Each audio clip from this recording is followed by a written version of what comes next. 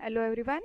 Let's see multiple choice questions on the 4th and 5th chapter of Pharmacy Act 1948. We have combined both of them, MCQs on registration of pharmacist and offences and penalties. So chapter 4 is registration of pharmacist and chapter 5 offences and penalties. We will see combinedly multiple choice questions on these two chapters of Pharmacy Act 1948. Let's start with the first one.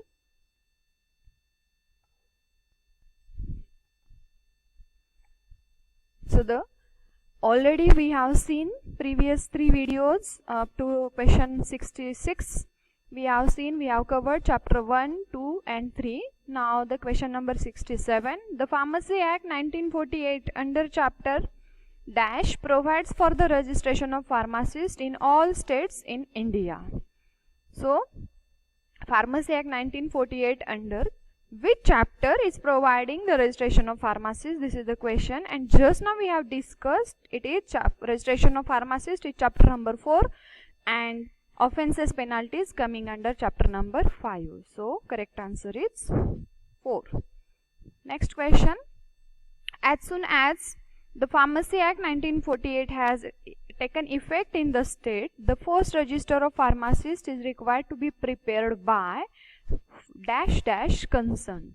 So pharmacy act 1948 state में effect लेने से पहले या फिर लेने के वक्त जो पहला वाला रजिस्टर है फार्मासिस्ट का वो किसे करना पड़ता है या किसकी जिम्मेदारी है. तो let me clear one thing. Pharmacy Act 1948, when it has taken effect in central as well as state level, in entire country as well as later on in individual states, at that time neither Pharmacy Council of India nor State Pharmacy Council was established. So Pharmacy Act 1948 established होने के बाद pharmacy council of India मतलब के central council establish की गई और उसके बाद स्टेट फार्मेसी काउंसिल एस्टैब्लिश की गई. इसका मतलब है फार्मेसी एक्ट 1948 मार्च 48 में इम्प्लीमेंट किया गया. तब ये दोनों स्टेट और सेंट्रल काउंसिल नहीं थे. तो फर्स्ट रजिस्टर करना ये किसकी जिम्मेदारी थी? अगर ये सेंट्रल रजिस्टर की बात आती है तो ये जिम्मेदारी रहती है सेंट्रल गवर्नमेंट की, और अगर ये स्टेट रजिस्टर की बात आती है तो ये जिम्मेदारी ऑब्वियसली किसकी रहेगी? स्टेट गवर्नमेंट की. क्यों? क्योंकि उस वक्त जब pharmacy act 1948 has taken effect in the state, उस वक्त there was neither central pharmacy council nor state pharmacy council. So it was a responsibility at first time, it was responsibility to prepare first register of pharmacist. At central level it was responsibility of central government, at state level it is responsibility of state government, and our question is in state, so the correct answer is state government. Next question. After the preparation of first register by state government ने पहला register बनवाया है, dash dash is to be constituted. अब क्या बनना है, किसे constitution करना है? अभी हमने डिस्कस किया क्वेश्चन नंबर 68 के आंसर में. अब क्या बनना जरूरी है? स्टेट गवर्नमेंट है, स्टेट का इश्यू है, तो स्टेट फार्मेसी काउंसिल बनना जरूरी है, मतलब वो बनती है, बन गई है. Select the particular in the first resistor. पहले रजिस्टर में क्या पर्टिकुलर्स होना जरूरी है या फिर क्या पर्टिकुलर्स थे, ये हमें सिलेक्ट करना है. तो आपके हिसाब से या फिर जो भी हमने अब तक स्टडी किया है, क्या है? Hobbies, marital status, annual income, या इसमें से कुछ भी नहीं. सो रजिस्ट्रेशन ऑफ फार्मासिस्ट है, ये प्रोसेस फर्स्ट रजिस्टर है, तो इनमें पर्टिकुलर्स क्या क्या आते हैं? The full name and residential address of the registered person. जिसका रजिस्ट्रेशन करवाना है उसका पूरा नाम और उसका रेसिडेंशियल एड्रेस, रहने का पता. Then date of first entry in the register में जो पहली एंट्री की है उस वक्त की डेट, वो date. Qualification for registration, first register में जो भी उन्होंने एंटर किया है नाम, उसके लिए उसका क्वालिफिकेशन क्या था. देन प्रोफेशनल एड्रेस, जहाँ पे ये फार्मासिस्ट जॉब करता है या फिर खुद का मेडिकल है, वहाँ का प्रोफेशनल एड्रेस. और ऐसे अगर कोई और पर्टिकुलर जो कि ज़रूरी हो, स्पेशल कोई प्रोविजन हो, तो ऐसे कोई डिटेल्स. सो जो भी अब तक हमने सुने वो और जो स्क्रीन पे डिस्प्ले हुए वो कहीं भी मिलते जुलते नहीं है. और अगर फर्स्ट रजिस्टर या फिर रजिस्टर्ड फार्मासिस्ट की इन्फॉर्मेशन है, ये तो ऑफिशियल डॉक्यूमेंट है, लीगल डॉक्यूमेंट है, तो उसमें हॉबीज, आपके हॉबीज, आप मैरिड है, अनमैरिड है, बैचलर है, आपका एनुअल इनकम क्या है, ये मायने नहीं रखते. So the correct answer is none of the above. Question number 71. Registration as pharmacist is done by the state pharmacy council under section dash of pharmacy act. कौन से सेक्शन अंतर्गत आपको रजिस्ट्रेशन मिलता है? सो फार्मेसी एक्ट के कौन सा section है? सो ये हमें ध्यान रखने के लिए क्या है, 19 सेक्शन है जिसके तहत हमें रजिस्ट्रेशन मिलता है स्टेट में. Okay, next question. The registration tribunal appointed by government consist of how many members. ये जो पहला रजिस्टर बनवाया गया है सेंट्रल गवर्नमेंट द्वारा, तो उसके लिए सेंट्रल गवर्नमेंट ने क्या किया, रजिस्ट्रेशन ट्रिब्यूनल एस्टेब्लिश किया. तो name itself indicate tribunal, that means it is containing 3 members. So this is the correct answer. So पहला रजिस्टर बनवाना किसकी जिम्मेदारी थी, सेंट्रल गवर्नमेंट की. इसके लिए सेंट्रल गवर्नमेंट ने रजिस्ट्रेशन कमेटी एस्टेब्लिश की, उसका नाम है रजिस्ट्रेशन ट्रिब्यूनल, जिसमें ट्रिब्यूनल है और रजिस्ट्रार है. So next question. Any person aggrieved by the decision of registration tribunal may appeal within how many days of publication. So ये रजिस्ट्रेशन ट्रिब्यूनल क्या करती है, आपको एक डेट देती है, स्पेसिफाइड डेट देती है, उस डेट से पहले आपको आपका एप्लीकेशन डालना है. प्रिस्क्राइब्ड फीस बताती है, वो फीस आपको उनके हिसाब से उनके फॉर्मेट में देनी है, डीडी या फिर चेक या कैश. तो ये कमेटी क्या करेगी, जो भी आपके एप्लीकेशन है उसका स्क्रीनिंग करेगी. अगर आपने दी हुई इंफॉर्मेशन सही है, प्रिस्क्राइब फीस भी भरी है, अगर वो रजिस्ट्रार जो कमेटी के हैं उन्हें सही लगता है, तो वो क्या करेंगे, आपको आपका रजिस्ट्रेशन कंफर्म करेंगे. और कंफर्म करने के पहले वो कमेटी में ये सब बातें सामने लाएंगे, तो क्या होगा, अप्रूवल मिलेगा, आपको रजिस्ट्रेशन फाइनल हुआ. और उसके बाद आपको डिक्लेरेशन मिलेगा, मतलब कि आपके यहाँ वो सर्टिफिकेट जो रजिस्ट्रेशन का है वो इशू करेंगे. सो ये पहली प्रोसेस थी रजिस्ट्रेशन ट्रिब्यूनल की. क्या, नोटिफिकेशन देना, एप्लीकेशन मंगवाना, जो डेट है उससे पहले एप्लीकेशन आने के बाद वो स्क्रीनिंग करना, छानबीन करना, अगर सही है तो आपका नाम रजिस्टर में एंटर करने के लिए प्रोसीड करना, वो फाइनल करना, और उसके बाद आपको रजिस्ट्रेशन का सर्टिफिकेट इशू करना. अगर इसके बीच अगर रजिस्ट्रार या फिर ये कमेटी रिजेक्ट करती है, आपका एप्लीकेशन एक्सेप्ट नहीं करती, कुछ वजह से आपको रजिस्ट्रेशन सर्टिफिकेट देना रिजेक्ट करती है, तो आपको अगर कोई ऑब्जेक्शन हो, अगर एग्रीव्ड मीन्स आप उस डिसीजन से खुश नहीं है, आपको कोई आपत्ति है by the decision of registration tribunal, so आपको एक चॉइस है या आपको एक अपॉर्चुनिटी है कि आप उसे अपील कर सकते हैं, आप उसे चैलेंज कर सकते हैं उनके डिसीजन को. तो आपके पास कितने दिन की समय है, मोहलत है, मुदत है, how many days within you can appeal to the decision taken by the tribunal. So आपके पास 60 डेज यानी कि 2 months की सहूलियत है. उससे विद इन 60 डेज आप आपका ऑब्जेक्शन या आपकी कंप्लेंट, आपका जो भी एग्रीवेंस है वो आप क्या कर सकते हैं, रजिस्टर कर सकते हैं. उसके बाद तहकीकात होगी. सो correct answer is 60 days. So next is an appeal against decision of registration tribunal. अगर आप खुश नहीं है रजिस्ट्रेशन ट्रिब्यूनल के डिसीजन से, तो आप अपील करते हैं इस प्लेस टू. कहाँ पे आपको अपील करना है, किसके सामने आप अपील करोगे, ये आप डिसीजन किसने लिया है, रजिस्ट्रेशन ट्रिब्यूनल, तो उनके पास तो हम नहीं जाते हैं. स्टेट गवर्नमेंट ने क्या किया है, उसके लिए अलग से कुछ कमेटी या अथॉरिटी अपॉइंट की है कि जिसके सामने आप आपका अपील रख सकते हैं, चैलेंज कर सकते हैं कि ये डिसीजन मुझे एक्सेप्ट नहीं है, या फिर मैंने सब डॉक्यूमेंट्स दिए हैं फिर भी मुझे रजिस्ट्रेशन नहीं मिला. तो इसके लिए आपको कहाँ पे जाना है, ना कि ट्रिब्यूनल के पास जाना है, ना काउंसिल तो अभी बनी ही नहीं है, कमेटी नहीं, ये है authority appointed by state government, इसके पास आप अपील कर सकते हैं. Next question. ये अथॉरिटी बताएगी सही है गलत है, और अथॉरिटी का डिसीजन क्या होगा, फाइनल होगा. स्टेट गवर्नमेंट का डिसीजन फाइनल होगा. इसके बाद या तो आपको रजिस्ट्रेशन मिलेगा या फिर नहीं मिलेगा. After successful screening of application, registrar issues what to every person applied for registration.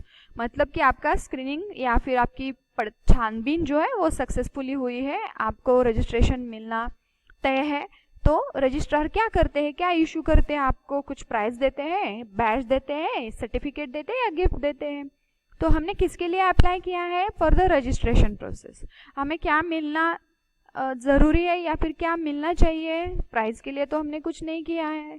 Baij वो क्यों देंगे अगर हमने कोई एग्ज़ाम नहीं दिए? गिफ्ट देने का सवाल नहीं है, सरकारी प्रोसीजर है। तो हमें रजिस्ट्रार क्या इशू करते हैं? रजिस्ट्रेशन का सर्टिफिकेट इशू करते हैं। Next question, the minimum qualification for registration as a pharmacist in India. I think all of you know. Minimum, कम से कम आपके पास क्या क्वालिफिकेशन होना चाहिए ताकि आप इंडिया में रजिस्टर्ड फार्मासिस्ट बन सकते हो? तो कम से कम क्वालिफिकेशन है, we have to complete 2 years diploma in pharmacy. Next, the minimum age for registration as a pharmacist in India is, हमें तो पता है कम से कम जो हम वोटिंग का हमारा अधिकार है, यही नियम रजिस्ट्रेशन के लिए भी है, और वो है 18 years have to be completed. Next question, after the preparation of first register and before ER have taken effect in the state. First register बनने के बाद और एजुकेशन रेगुलेशन आने से पहले the register prepared known as, मतलब कि first resistor तो बना है, उसके बाद अभी भी काउंसिल नहीं बनी, एजुकेशन रेगुलेशन नहीं आए, वो आए 91 में। सो फर्स्ट रजिस्ट्रेशन के बाद और स्टेट काउंसिल बनने से पहले, ER 91 आने से पहले भी तो रजिस्टर बनवाना है। तो उसके बाद, पहले के बाद जो रजिस्टर बने हैं उसे क्या कहते हैं? Second register, supplementary register, subsequent register, या फिर none of the above?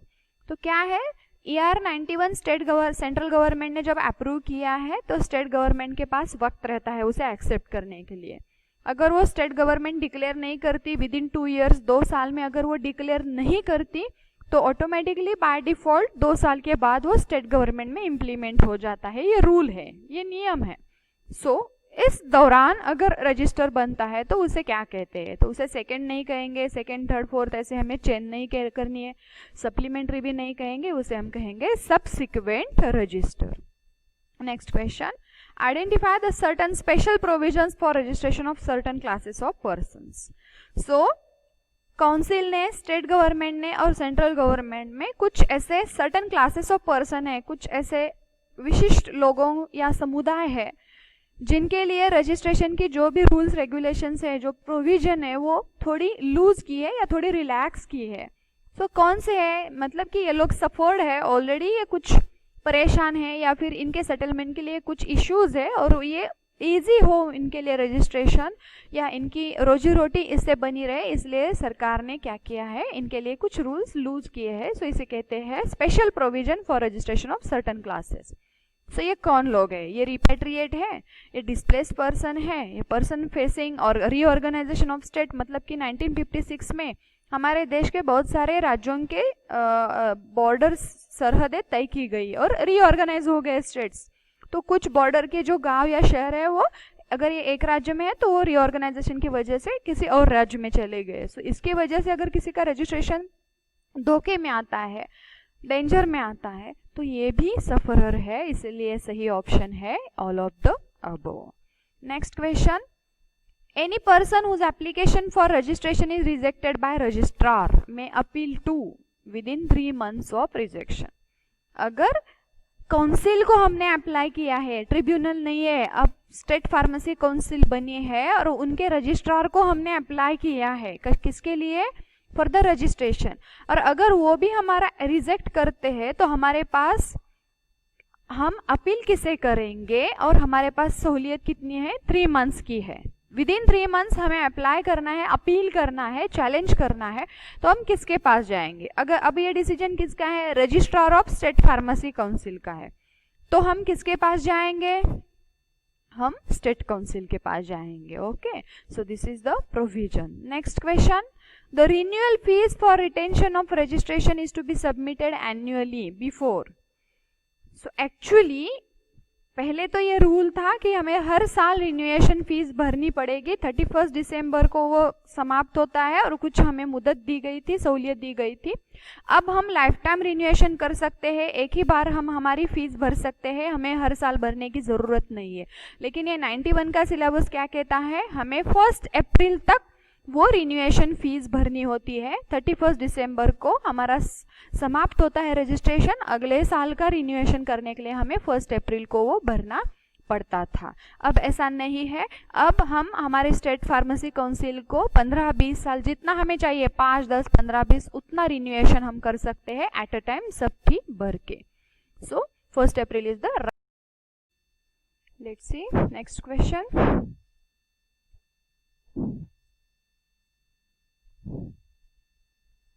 Find out the reasons for removal of name from the register of pharmacist. So, if your name is removed from the register of pharmacist, what might be the reason? आपका नाम register से remove करने के लिए क्या क्या reasons हो सकते हैं? Number 1 option, name has been entered by error और मिस रिप्रेजेंटेशन।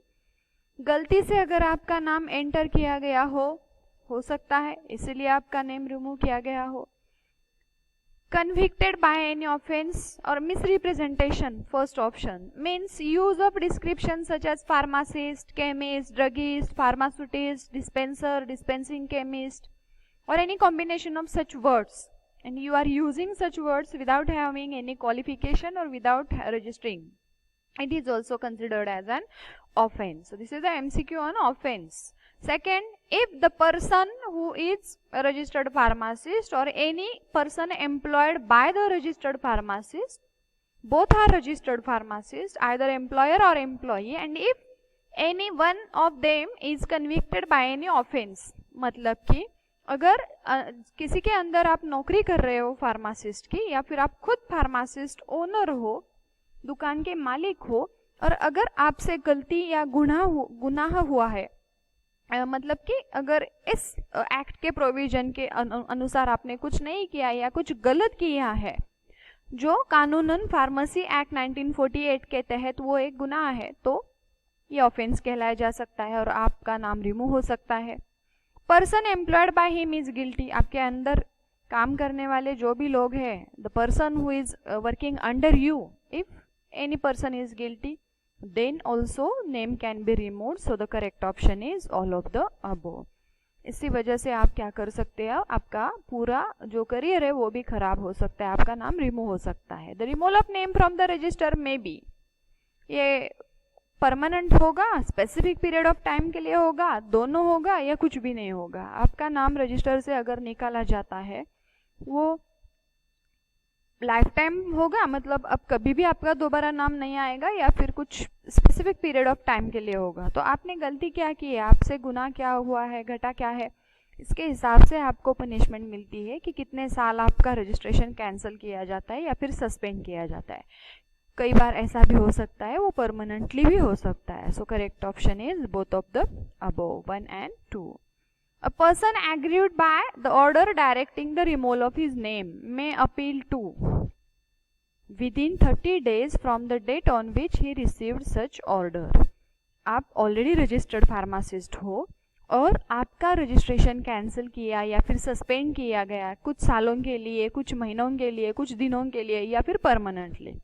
ऐसा अगर आपको सर्क्यूलर नोटिस आ जाता है और अगर आप इससे सहमत नहीं है, एग्रीव्ड है, आप इस डिसीजन से सहमत नहीं है, तो आप अपील कर सकते हैं। किसे अपील करना है ये सवाल है। आपको अपील करने के लिए टाइम कितना मिला है, विदिन 30 डेज। आपको जब ऐसी ऑर्डर मिलती है कि आपका नाम निकाला जाता है, तो उस ऑर्डर मिलने के डेट से विदिन 30 डेज, 30 दिन में आपको अपील करना है। किनके सामने आपको अपील करना है, ये डिसीजन किनका है, registrar of state pharmacy council. तो आपको इससे आगे आप कहाँ जा सकते हैं, स्टेट गवर्नमेंट से के पास जा सकते हैं अपील करने के लिए। Next question, on removal of name from the register person has to what, the certificate of registration. आपका नाम ये स्टेट गवर्नमेंट से भी फाइनल हुआ, स्टेट गवर्नमेंट ने भी कहा कि नहीं आप गिल्टी हो, आपका नाम नहीं वापस लाया जा सकता। ऐसा अगर डिसीजन होता है final, that decision will be final, तो आपको आपका जो सर्टिफिकेट ऑफ रजिस्ट्रेशन है वो क्या करना है, जलाना है, फाड़ना है, सरेंडर करना है, मतलब कि उसका समर्पण करना है काउंसिल को, या फिर फ्रेम लगा के आपको रखना है, क्या करना है। So you are knowing the correct option, you have to surrender the certificate of registration. किसके पास आपको सरेंडर करना है, to the registrar of state pharmacy council. Next question, the name of person removed from the register shall be dash dash to the register on the basis of certain satisfaction, मतलब कि जिसका नाम निकाला गया है वो shall be entered, restored, cancelled or nothing to the register on the basis of certain satisfaction.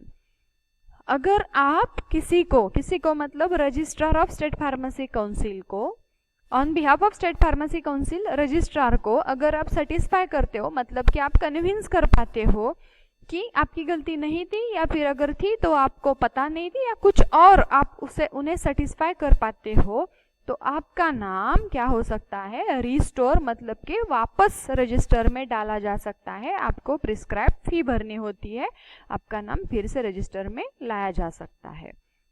Next question, in case certificate of registration has been lost और destroyed, अगर आपका सर्टिफिकेट रजिस्ट्रेशन का आपसे कहीं गुम हो गया हो या फिर डिस्ट्रॉय मतलब कहीं पे तो वो नष्ट हुआ है, and if registrar is satisfactory with justification, अगर आप रजिस्ट्रार को ये पूरी तरह से सेटिस्फाई कर पाते हैं कि सच में आपका कहीं तो डिस्ट्रॉय हुआ है या कहीं पे आपका गुम हो गया है, गायब है कहीं पे, तो ही में इशू, वो आपको सर्टिफिकेट इशू कर सकते हैं, लेकिन वो कैसा सर्टिफिकेट रहेगा, second certificate, new certificate, duplicate और provisional.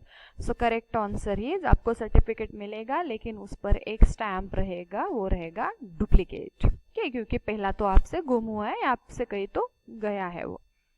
Select the offence under pharmacy act 1948। Pharmacy act के तहत 4 ऑफेंसेस है। ये जो 3 दिए गए हैं ये सही है या गलत है, आपको चूज करना है। Falsely claiming to be registered pharmacist, गलती से या गलत फहमी फैलाना कि आप रजिस्टर्ड फार्मासिस्ट हो, ऐसे शब्द यूज करना like pharmacist, chemist, druggist, dispenser etcetera etcetera. Dispensing bye unregistered person, आप रजिस्टर्ड फार्मासिस्ट हो, आप ओनर हो मेडिकल के, लेकिन आपके अंडर काम करने वाला रजिस्टर्ड पर्सन नहीं है, वो दवाइयाँ बेच रहा है, this is also an offence. Failure to surrender certificate of registration, आपके पास ड्रग इंस्पेक्टर आते हैं या काउंसिल आपको आपका सर्टिफिकेट इंक्वायरी के लिए मंगवाती है, आप नहीं देते हो, सरेंडर नहीं करते हो, तो भी ये क्या है, ऑफेंस है, और इसके लिए आपको 50 रुपीज फाइन भी भरना पड़ सकता है। तो ये तीनों ऑफेंसेस है। चौथा एक ऑफेंस है ऑब्स्ट्रक्टिंग टू द इंस्पेक्टर, ये भी चौथा ऑफेंस है। So these are correct, all of the above. Penalty for obstructing state pharmacy council inspector, आपके पास इंस्पेक्टर आए हैं तहकीकात करने के लिए, इंस्पेक्शन के लिए, और अगर आप उनके काम में दखल अंदाजी दे रहे हो, उन्हें आप डरा धमका रहे हो, उनको काम ठीक से करने नहीं दे रहे हो, तो आपको क्या पेनाल्टी हो सकती है, ये भी एक ऑफेंस है। आपको पेनाल्टी क्या हो सकती है, आपको जेल हो सकती है 6 महीने के लिए, फाइन अप टू 1000 रुपीज, दोनों हो सकता है या कुछ भी नहीं। So correct option is both, आपको इम्प्रिजनमेंट भी हो सकती है up to 6 months, fine up to 1000 rupees, या बोथ हो सकता है। Okay, next and the last MCQ, pharmacy act 1948 under chapter which chapter gives offences and penalties, ये लास्ट चैप्टर है फार्मेसी एक्ट का जिसमें हमने ऑफेंसेस और पेनाल्टीज सीखा है। सो लास्ट चैप्टर मतलब कि कौन सा चैप्टर है ये, फार्मेसी एक्ट में टोटल 5 चैप्टर है, तो करेक्ट ऑप्शन है option number 4, 5 chapter. So these were MCQs on pharmacy act, हमने 4 वीडियोज में पूरे MCQs कवर किए हैं। Thank you so much for watching the video.